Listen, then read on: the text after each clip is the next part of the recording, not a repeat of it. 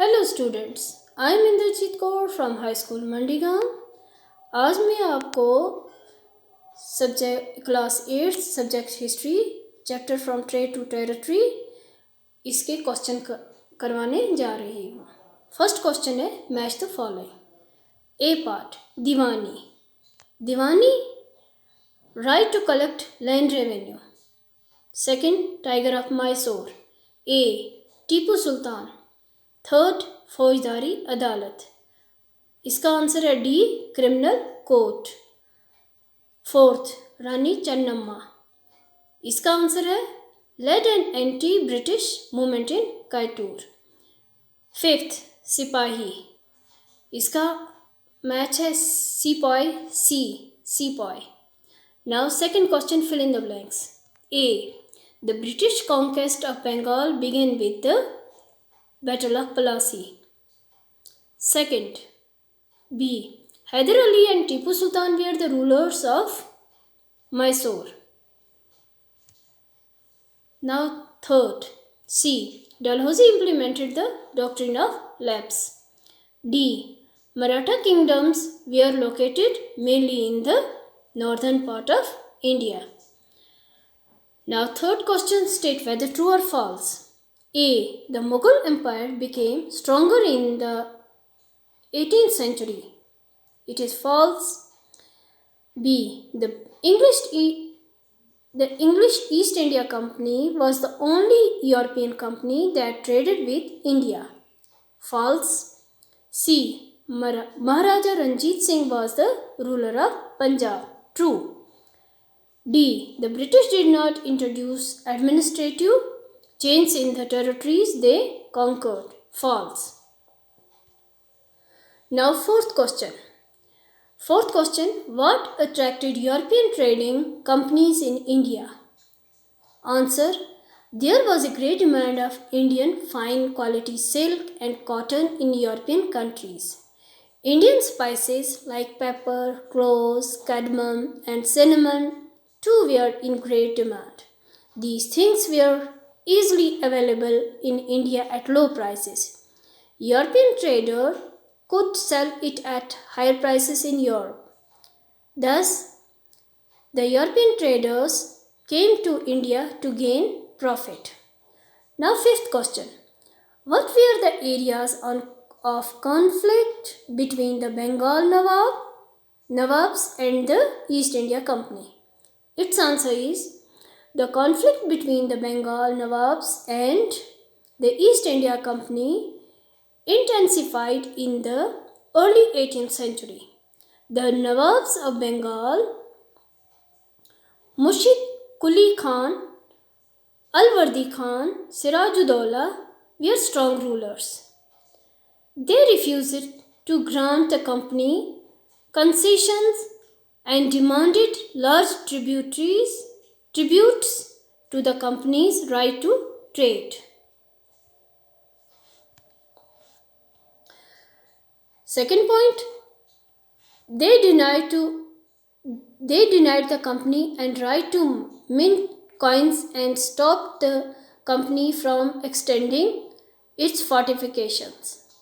Third point, accusing the company of deceit, they claimed that the company was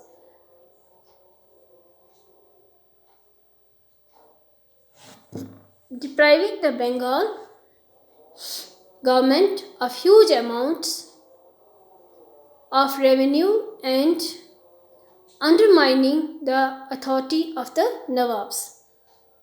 Fourth point, the company on its part said that the unjust demands of the local officials were ruining their trade. To expand their trade, they had to rebuild their forts. Now sixth question.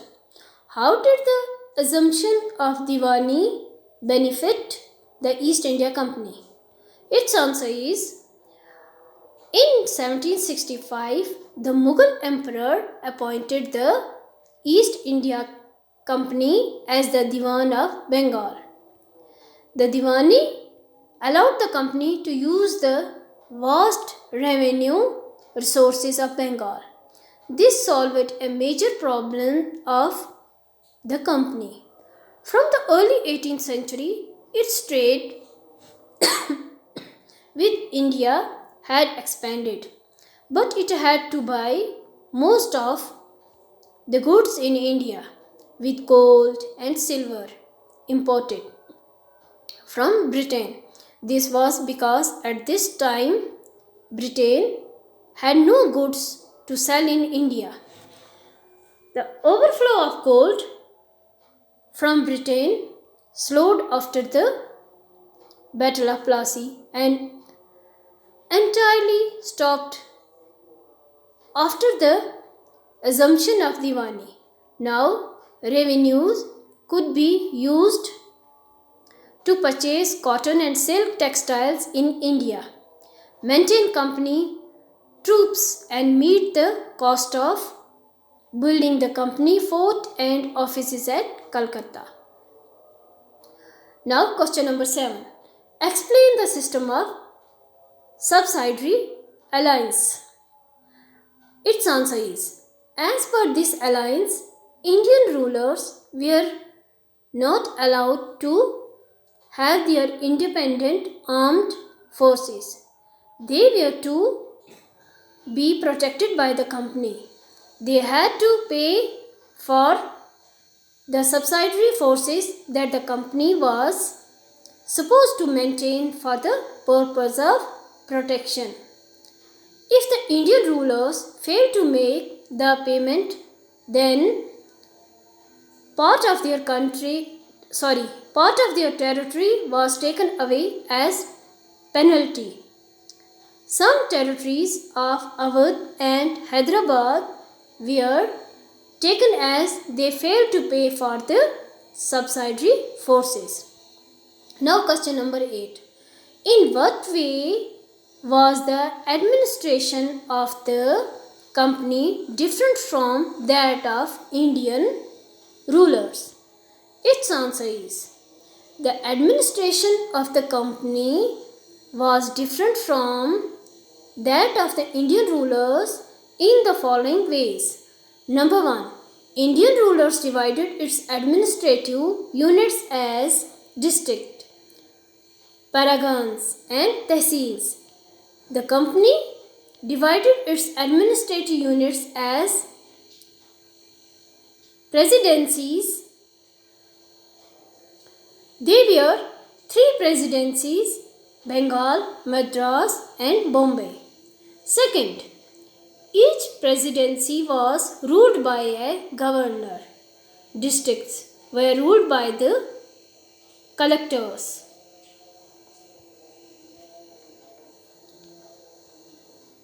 Third point, the supreme head of the administration of the company was the Governor General.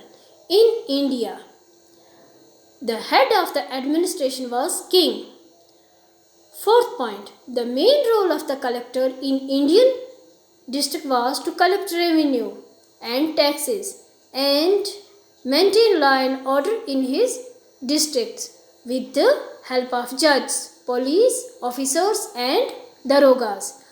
He became the new center of power during the British Raj. Now, 9th question. Describe the changes that occurred in the composition of the company's army. Its answer is, the changes that occurred in the composition of the company's army are as follows. Number 1. Before colonization, the Mughal army was mainly composed of cavalry, that is, trained soldiers on horsebacks or sawars, and the infantry or paidal foot soldiers. Second, in the early 19th century, the British began to develop a uniform military culture. The soldiers were given European-style training. Drill and discipline were introduced, which regulated their life far more than before. Third point, after the battles with the Marathas and the Mysore rulers, the company realized the importance of strengthening its cavalry forces. Thank you.